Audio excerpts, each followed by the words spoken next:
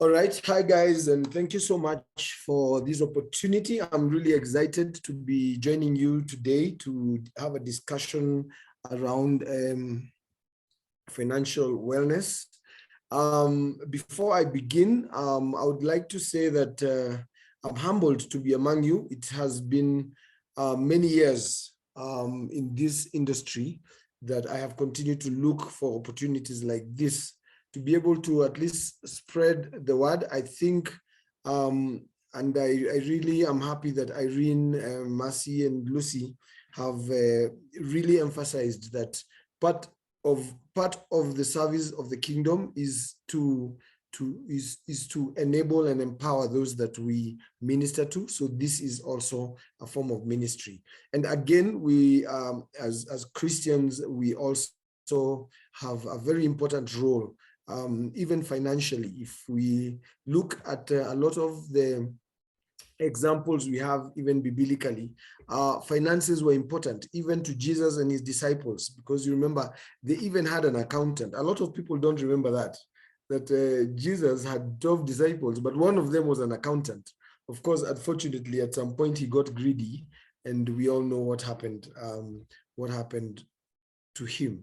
So today, I'm going to be discussing one of the very exciting topics that I usually like to go through. It is a beginning, really, and I want us to start this discussion with a mindset that is to unlearn some of the things that we have learned. Now, the reason we start discussing our financial freedom with this topic that we're going to be looking at is because we need to first see what the reality is, to see where maybe certain things that have happened in our upbringing, because financial literacy and financial behaviors start from when we are very young. So as we grow old, as we grow up, there are certain things that happen in our lives. There are certain backgrounds that we come from that create certain behaviors that end up being our undoing, really, and that cause us to have very many difficulties in managing our finances. And once we have difficulties in managing our finances, we are then unable to create what we call a platform, or we are unable to create what we call the critical mass to be able to build an investment portfolio or to prepare ourselves for retirement, which is our future.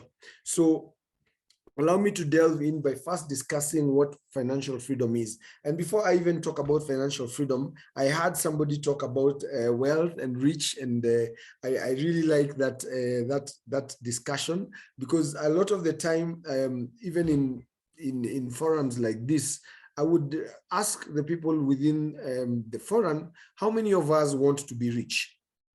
And a lot of the time, the answer to that, you can, by a show of hands, just put your hands up.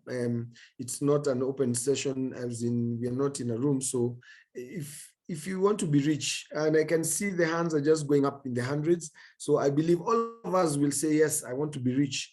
But then I will ask another question, and maybe this one we answer with a clap. How many of us want to be wealthy?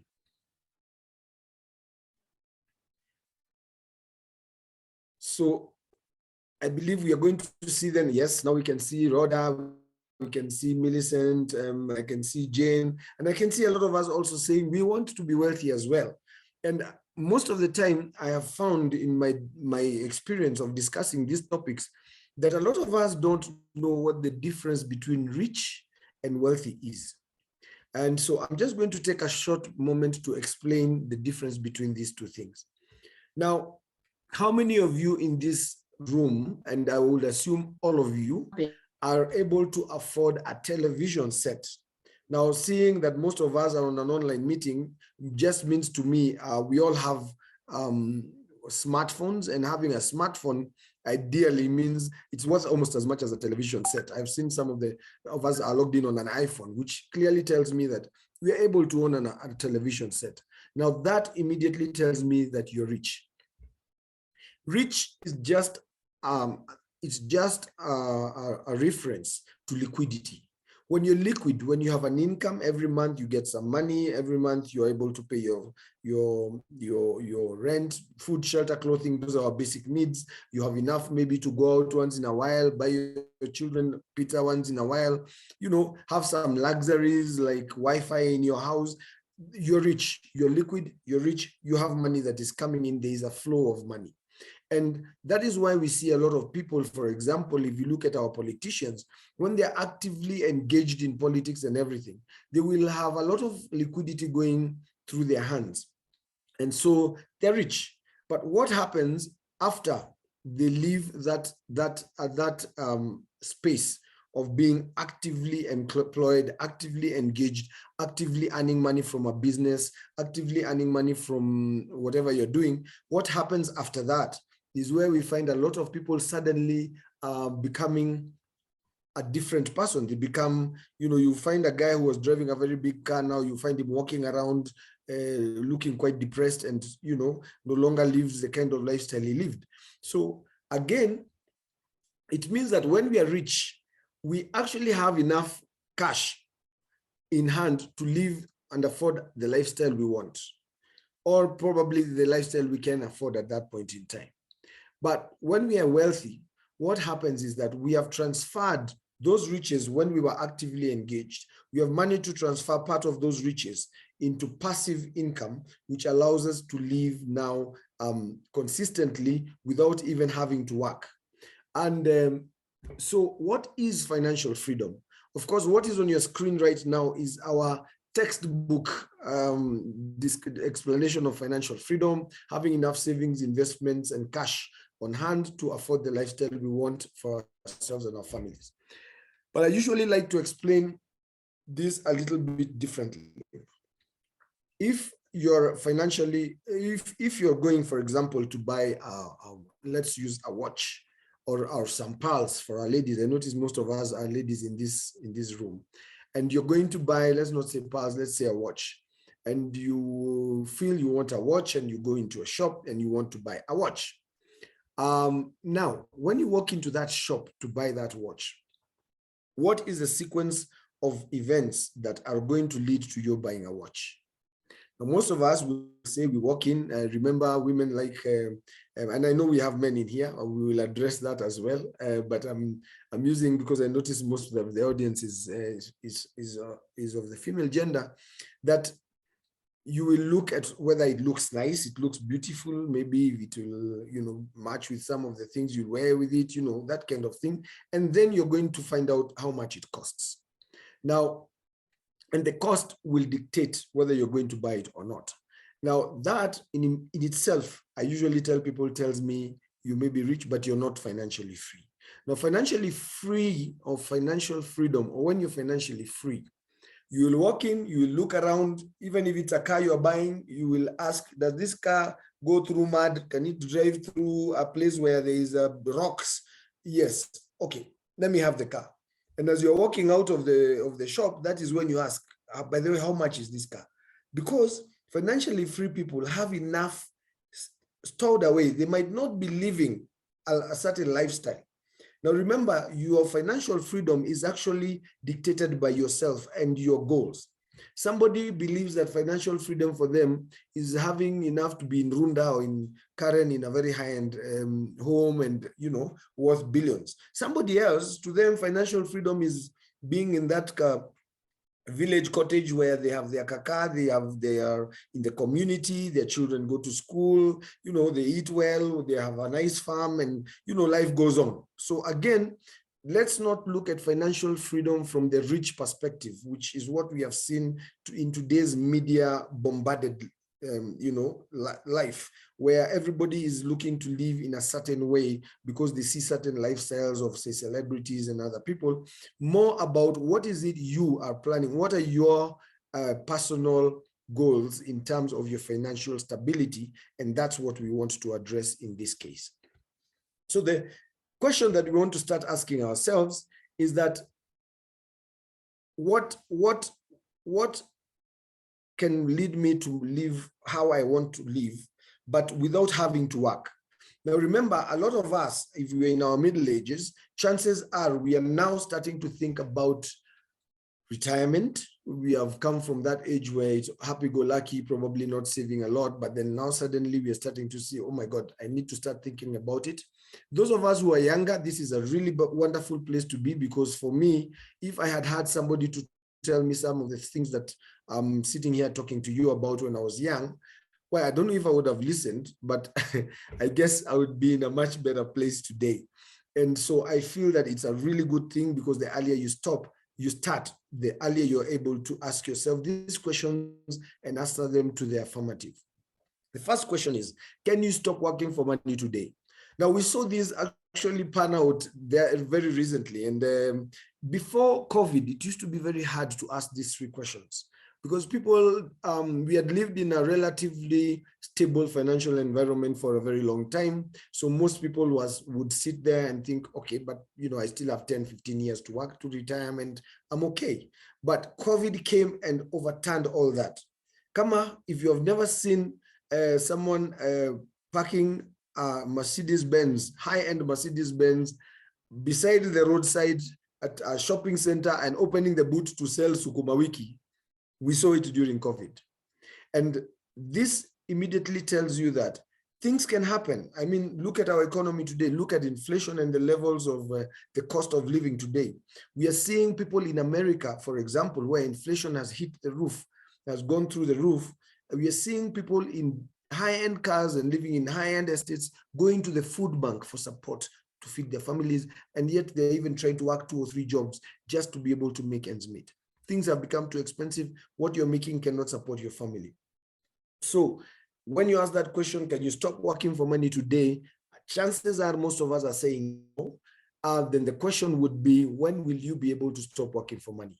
If you don't ask yourself these questions, then you're not going to start planning. And remember, failing to plan is planning to fail. So basically, it doesn't matter whether you're in a very bad place right now. You could even be in debt, and we're going to see certain behaviors that we might need to change that can help us overcome that. But if we cannot start thinking of when we can stop working for money, then we are not thinking about retirement. And retirement might not wait 10, 15 years until you're 60. It can happen. We saw recently my employer do a voluntary exit plan. Standard Chartered, for example, has let go of over 500 employees in the last 3-4 years as they go digital. So again, anytime now someone can come and tell you, you know what, asante sana, you've done a good job, here's your package, kwaheri. And then you find yourself with only enough to live maybe 2 or 3 years based on the lifestyle you're living. So the last question that you need to now start dealing with, if you want to be able to answer the first 2 questions in the affirmative, is, do you generate enough passive income to sustain your current lifestyle? Now, even before we start looking at what could be my dream lifestyle, I'm thinking of my current lifestyle. Do I generate enough passive income? Of course, in this time when we are actively working, passive income might be a bit far away from our capacity. So we are still trying to build what we call the critical mass to be able to invest in passive income. And I'll explain what I mean by that. You see, if I'm working now and I'm saving, say, let's assume I'm saving every month, maybe 30 or 40 or 50 or 20 or 10,000. It just depends on what your capacity to save is, also by your income. But at this point in time, I want to say something I always say in every forum I speak in. It's not how much you make, it's what you do with the little you have. So it's not about having big money, it's what you do with the little you have. And that's why we see people who have million-shilling paying jobs getting poor, and people who had very simple, low-income jobs creating a very good income after they retire. And you're wondering what happened? Did these guys waste their money or what? So generating passive income, what I was trying to explain is, when we are actively working, what we tend to do is we start side hustles. So you go to your job, but then you have a small investment there. Maybe you're doing a bit of farming there, which can include or involve you being, at least to some extent, being active on that end, not fully active. Maybe you have managers you have employed or something, but there's an extent of activity on your part. Passive income means that you're able now to create that money set aside where if you say you earn 200,000 a month in today's world, which means you earn 1.2 million in a year, then are you able to say that if, for example, you had a bond, a government bond that was giving you 12%, then you would need about 100 million shillings, which is set in that bond, which means in a year it gives you 1.2 million shillings. So every month you're actually earning the 200,000, and you can continue living that way. But you can see then getting that 100 million shillings is a lot of money. So how do you build that passive income? That is a very key question, because passive income, again, I've always said money does not grow on trees. Yes, people say money does not grow on trees, but money does grow like a tree. So we need to change our perspective on money again, because a lot of the time people treat money like it's going to grow today and tomorrow you have all the money, and we end up being in the wrong place a lot of the time. Well, as I head towards discussing those more pertinent matters, let us first look at what happens when we retire, because if we don't see the reality of what is happening globally in retirement, then we might miss out on what could happen to us in this when we reach that point. Now, 1% of people globally end up financially free. That might not be the case in Africa, because we are, I mean, look at how many people are actually within the poverty line and all that stuff. So generally, this is 1% financially free is probably here in Africa much less. So I'm looking at how many people we are. There's 200 people in this room or in this forum. And so you can imagine if this statistic were to be for us, it means only 2 of us would end up financially free. Then we have another 4%, and financially free, I've already told you, you're living where you want, where you're comfortable, you're living, you have enough, you can travel when you want, you can, you know, you have, that's financially free. Then there's financially independent, which is what I just discussed in the last slide, which is, are you earning enough passive income to continue living your life, you know, with the same way you're living today? Your lifestyle won't change. If you stopped working tomorrow, you're not going home to tell your wife now, you know, the village is actually quite cheap. Eh? It's easier, it's more fun, you know, even being in nature. You know, you start looking for reasons, yeah, and looking for schools, trying to convince your family why it is even better to live, you know, in a place where at least you can afford. So again, and that is what happened to a lot of people during COVID. Suddenly the jobs were not there. Yesterday I met a guy who is currently rebuilding, and his story was very interesting. COVID came, he had a very big wholesale shop in Kawangware. He had trucks which got taken by the auctioneers. Everything went haywire. He had to close, and it has taken him 2 years just to start another hardware nearby. And so I was talking to him. I was buying something, and we just started to discuss, you know, how the financial roller coaster during COVID had affected him. So again, this happened to a lot of people. They had to actually change their lifestyles completely. So financially independent people, you will notice maybe during COVID, you know, their jobs went or their businesses closed, but they continued with life as if nothing had changed. Then we have 50% of us who end up depending on family. And most of you have seen this. You would see these people who, when you were growing up, they were doing very well. They were, you know, they used to drive very good cars. Children went to very good schools. They had good jobs, etc. And then when many years later, when you got a job, they call you and they're saying, oh, you know, we have our daughter who has just been, she's going to university and we need you to chip in. And you're wondering, what happened to Uncle Nani? I thought he had a great job, and, you know, but what happens after retirement? If they did not plan, then chances are after they retire, they don't have knowledge of any income sources. Their pensions are not enough really to support you in your retirement, especially if your employer doesn't have a separate pension plan from what is given by the government. So again, a lot of people find themselves depending on family. You are suddenly in a lot of groups for harambes, you're in a lot of groups for supporting relatives. When you go to Gichohi, there is this shosho who needs support, or uncle or auntie. And so that is what happens to 50% of us. 15% look for work. This guy was a policeman. Now he's he's a security guard. Somebody else was working as a government driver or something. Now you go and find him in a matatu or in a taxi, etc. And now with Uber and Little Cab, we have seen a lot of people who they leave work and they have to go and continue working. And remember, you're going to start working when you're already a bit older, which means, for example, if you have to go to Mjengo, then the only job you can be given there is supervisor, because you can't be able to push a wheelbarrow or carry, a stone. So again, it's not in a time when you want to be working after you retire. 30% of us die early. I was going through the participants in this forum and I noticed that if there's 200 of us, I don't think there's even 10 of us. I don't know if we have more than 10 or 15 men. Just confirm that for me. But I looked at it and I confirmed something that we have always noted. And we are going to see those statistics a bit later. But the reason I'm talking about men at this point is that out of this 30% who die early, 95% are men.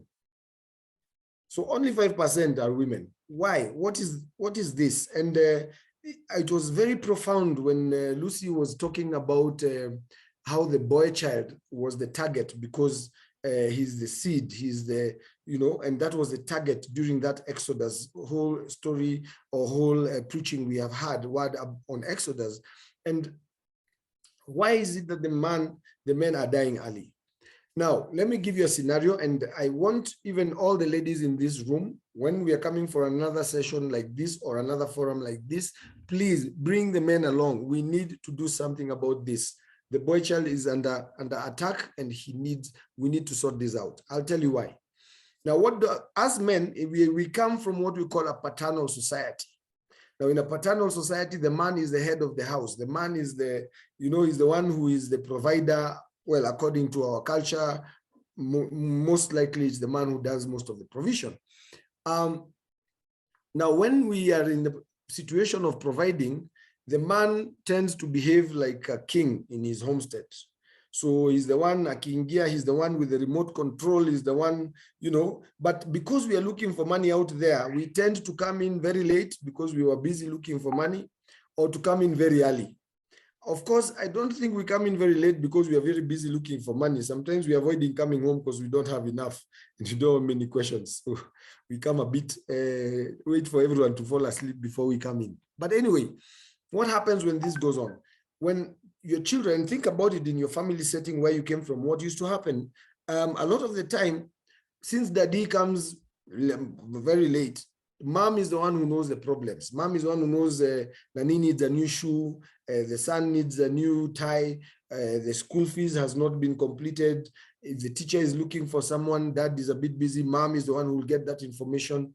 When you go to school sports days, mom is the one who's there. It's usually very few men around there. So what happens is the children start to learn or to grow up seeing mom around. And when there's lack, there's something not available, what does mom tell the children? Your dad has not provided. There's no bread because daddy didn't. So the children start to see dad as that guy who is not really connected with them, but their fortunes are all related to their relationship with daddy. So what happens? So what happens then to the children and the wife? They become the victims of the man, because the man now, what he does, he just leaves money. He doesn't, but children see mom paying, mom going for shopping, mom. So children start associating mom with all the work and seeing she's the one who is burdened. So what happens to most of us when we go home today and we are going to visit our parents and we are giving them some money? We leave it with who? We usually leave it with mom, because dad will go out there. There he goes to spend with his whatever's, okay? Or what there he goes to do with the boys or whatever he's doing out there. In one very unfortunate situation, I was reading about it the other day. This mzee comes home and the little daughter asks him, Daddy, huko kwa malaya kuko aje? Because that's what she hears the mom saying. He's out there with his other women or something. So again, we have to be very careful again with this narrative. But then again, what happens is when the man retires, now the money that was flowing is no longer flowing.